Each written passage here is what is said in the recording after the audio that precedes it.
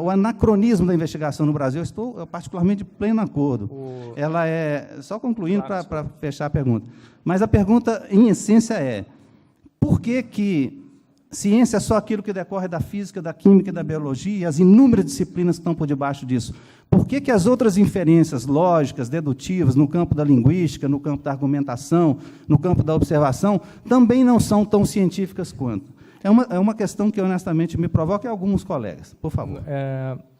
Eu acho que o senhor tocou num ponto importante. Elas precisam ser validadas por protocolos científicos. Quando eu falo em ciência, eu não estou falando exclusivamente, obviamente, de química, física. Por exemplo, identificação de locução de voz. Não tem um algoritmo que te diga não é. É preciso treinamento, é preciso experiência, é preciso conhecimento. Mas é preciso um protocolo rígido de validação para que isso seja aceito. E por que eu digo isso? Essa semana, esse grupo de aconselhamento ao presidente dos Estados Unidos divulgou um documento que é realmente bombástico. Ele fala, por exemplo, que comparação de cabelo não tem validade científica, não tem força científica, não tem nenhum conhecimento estatístico e científico a você comparar cabelo. Comparação de impressões digitais. A gente aprende do dia que nasce que as pessoas têm uma única impressão digital e que se a impressão digital bate, acabou. Hoje já se sabe que é sujeito a erro também. Então, eu não questiono uma forma ou outra de investigação, eu acho que elas são complementares. Também já existem inúmeros estudos falando eu acho que eu vou inventar uma palavra aqui, eu peço desculpas, tá? Falhabilidade, do testemunho ocular, da memória do ser humano. Então, eu não questiono, eu não coloco a prova científica, a prova laboratorial acima. Eu só acho, e nesse ponto eu acho que nós concordamos, que elas têm que ser submetidas a um protocolo rigoroso de validação. Ok, muito bem colocado. Muito agradecido, viu, pela presença.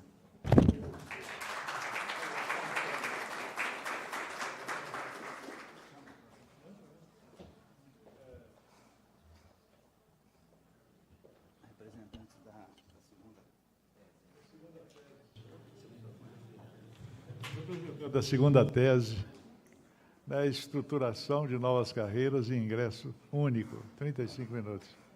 30 minutos, aliás. Quem é? Quem? É o nosso... o comandante, Coronel Bianchini. Comandante. Prazer em revê-lo. O senhor chegou e ficou no cantinho ali, eu não tinha visto ainda. É o comandante do meu estado e nosso amigo, então... Vou pedir licença para recebê-lo ali com mais...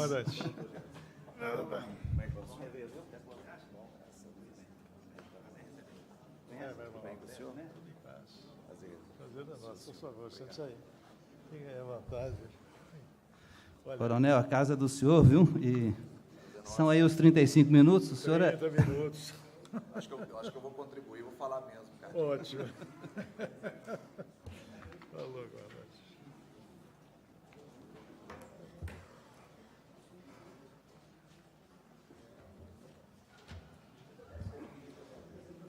Só para quem eventualmente não estava aqui no início, né, o Coronel Bianchini é o comandante da Polícia Geral de Minas Gerais, tá?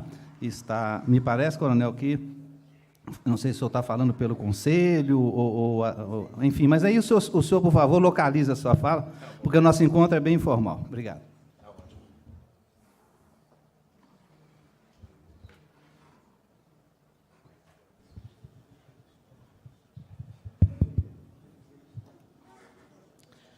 A gente veio abordar o tema da carreira única.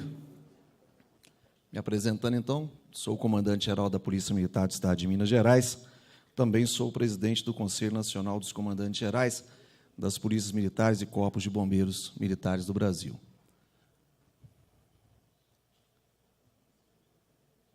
Apaguei o negócio aqui. Apaguei. Deixa eu ver aqui como é que eu vou fazer. Nosso tema vai se desenvolver um pouquinho sobre a necessidade de identidade nacional para as polícias militares e corpos de bombeiros militares, sobre a carreira única, a questão da inconstitucionalidade hoje sumulada, uma atração pela carreira, uma questão de eugenia institucional que a gente vai abordar, carreira única como gênero, aí nós temos a carreira dos oficiais e carreira de praças como espécies, a inviabilidade financeira, impactos de médio e longo prazo, o acesso único como alternativa de viabilidade, ou um estabelecimento de cotas também por lei para os militares, e a necessidade de carreira única, acesso único, uma mudança constitucional. Deixa eu voltar aqui. Deixar esses termos aí. Eu vou me assentar, Gés, e vou começar a falar. Tranquilo. Fiz alguns apontamentos aqui. Bom, as polícias militares do Brasil, bem como os corpos de bombeiros militares, nós estamos buscando uma carreira jurídica militar. Em Minas Gerais, isso já está garantido constitucionalmente, também no nosso próprio estatuto. E também conseguimos garantir, desde 2011, o nível superior para a praça.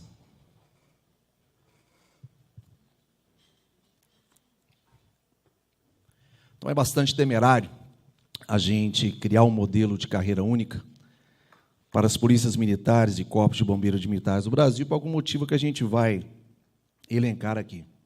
Primeiro, que nós estamos numa república federativa.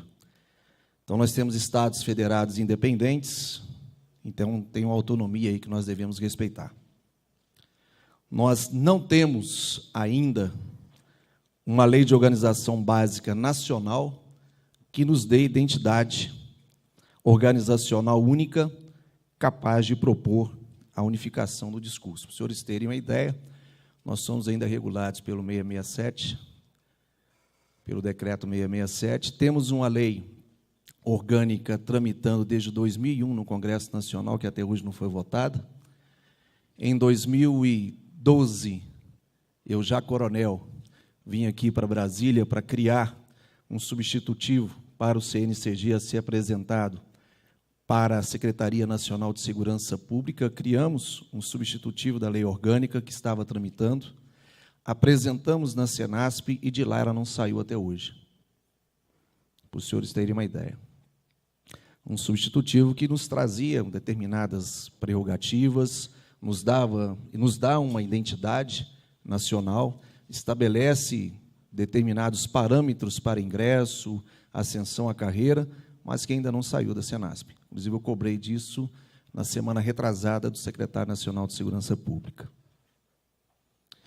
O modelo adotado atualmente, sobretudo pelas polícias militares mais antigas, a Polícia Militar de Minas Gerais é a mais antiga do Brasil, nós temos 241 anos, está em fase de teste de consolidação. Então, em Minas, desde 2010, nós já temos a exigência do bacharelado em Direito para ser oficial da Polícia Militar e da graduação para ser soldado.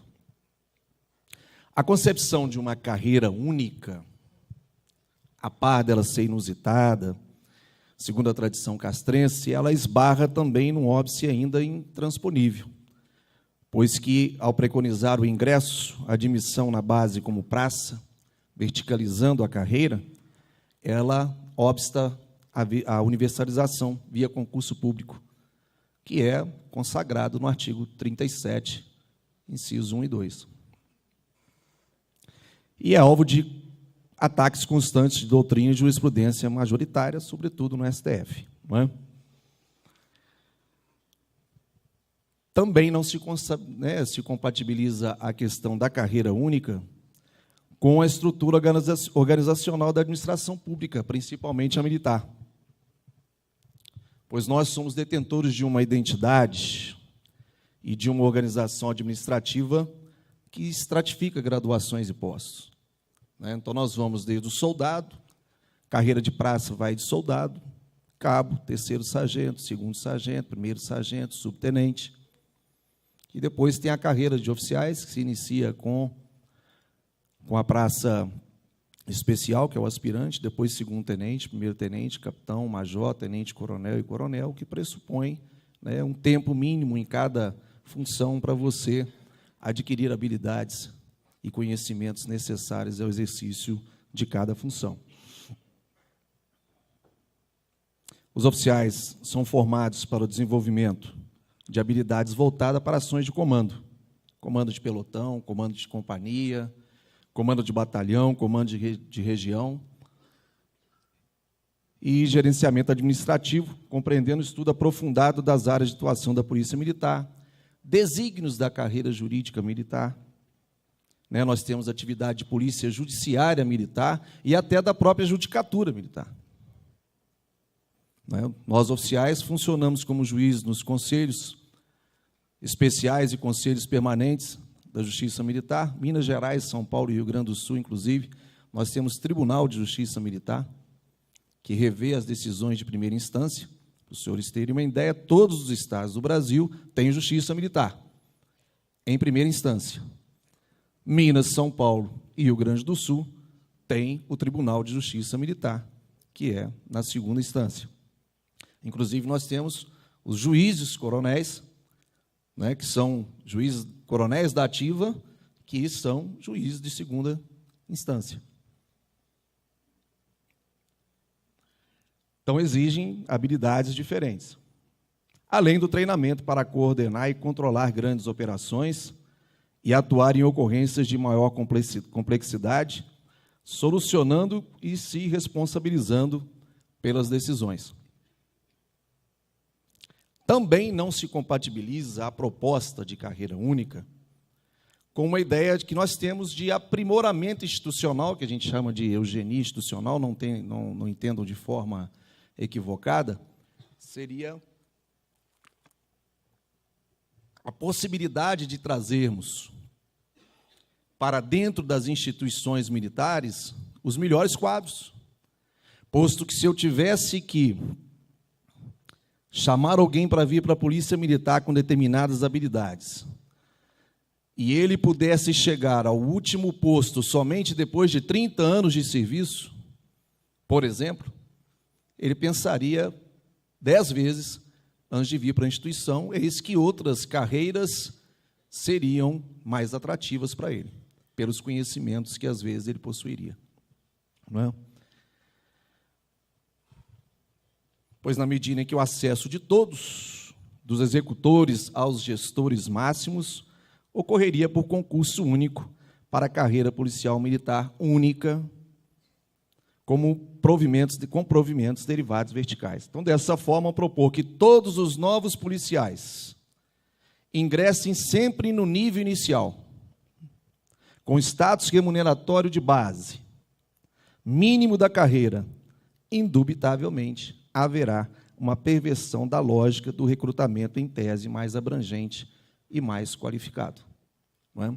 Se eu não possibilitasse aqueles que detêm um conhecimento mais específico, um conhecimento mais aprofundado, uma ascensão mais rápida na carreira, isso iria afugentar esses melhores quadros da nossa carreira policial militar. Não é?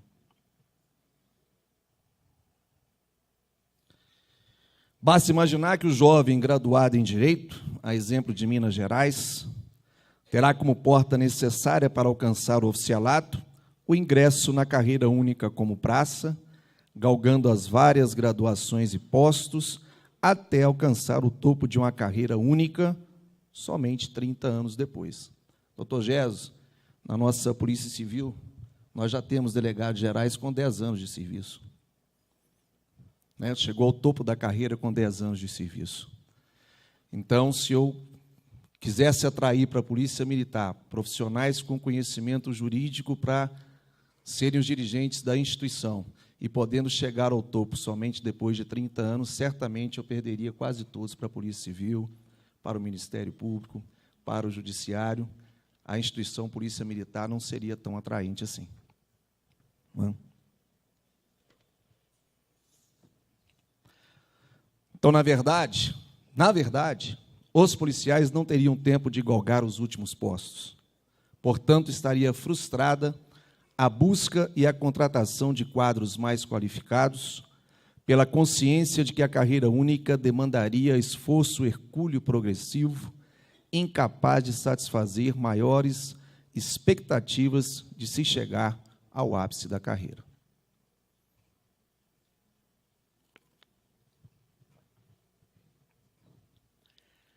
Cria-se também uma polícia inviável financeiramente. Todos, há 2 meses atrás, escutamos críticas enormes sobre o número excessivo de coronéis na inatividade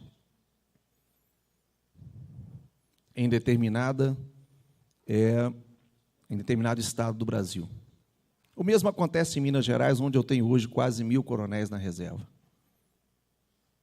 Não é? Os senhores imaginam todo mundo entrando na polícia militar e saindo como coronel. A sociedade aguentaria bancar isso?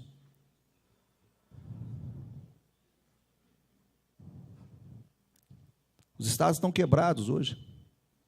Quem pagaria essa conta? Não é? Então, a progressão na carreira vai transformar todos os militares em oficiais, a despeito da lógica de que nem todos atingiriam o posto de coronel.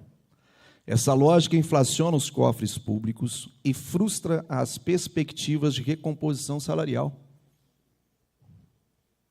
Prerrogativas, benefícios previdenciários, entre outros. Senhores, as maiores carreiras jurídicas não incham seus quadros para não se tornarem inviáveis as prerrogativas. Por que nós haveríamos de fazer isso? Quem sabe muito bem disso são os professores. Também sou professor. Leciono direito há 12 anos na faculdade.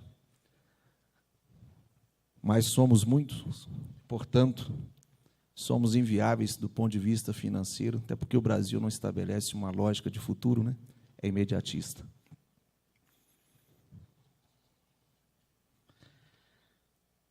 A ideia de que todas as graduações e postos seriam ocupadas pelos soldados aprovados em um concurso público único perverte a lógica da meritocracia.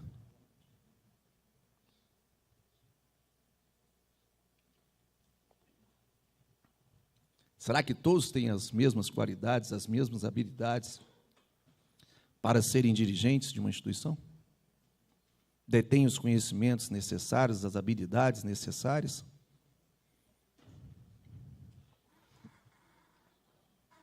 Uma pergunta precisa ser formulada para melhor entender a carreira única e seu fundamento. Aqui meu amigo Lotim, presidente da ANASPRA. Né, Lotim?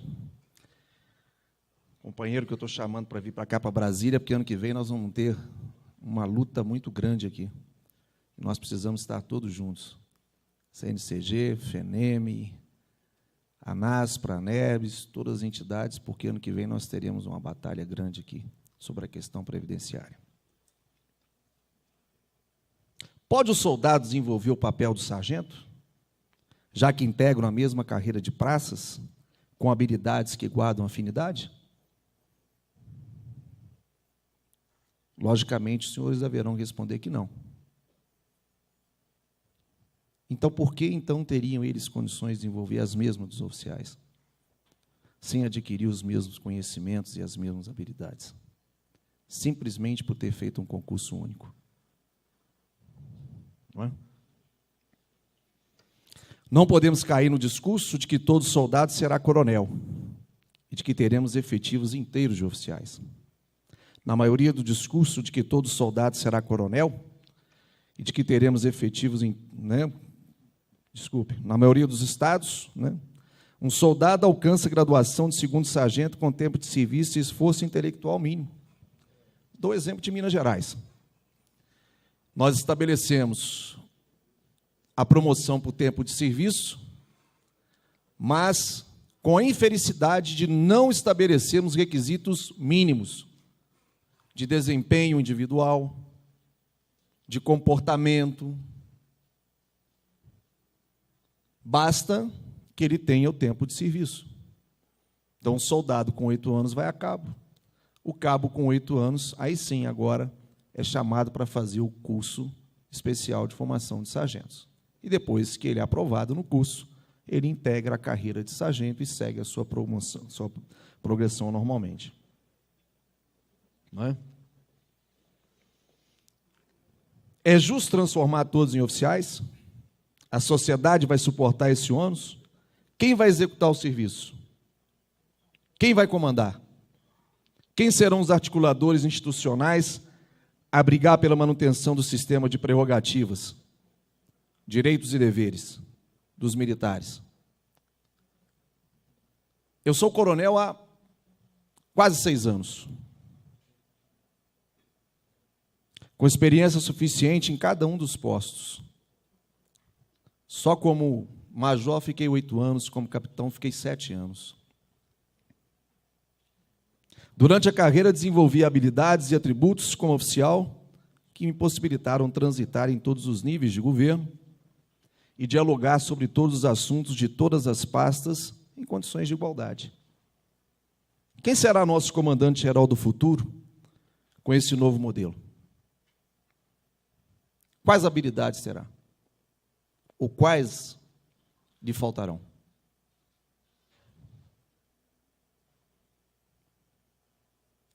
Precisamos pensar se a carreira única é ou não a saída.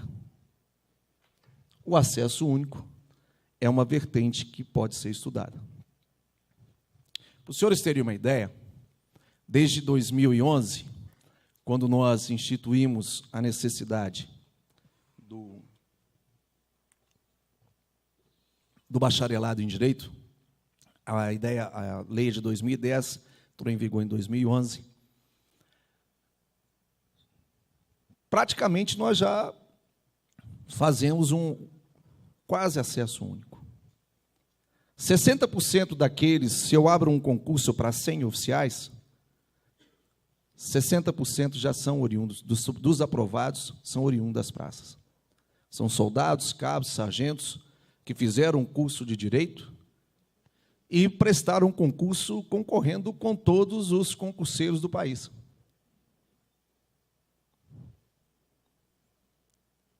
Além disso, nós temos um quadro complementar de oficiais para os segundos sargentos com mais de 15 anos de serviço, que prestam um concurso interno e depois fazem um curso de 1 ano e chegam até capitão na ativa.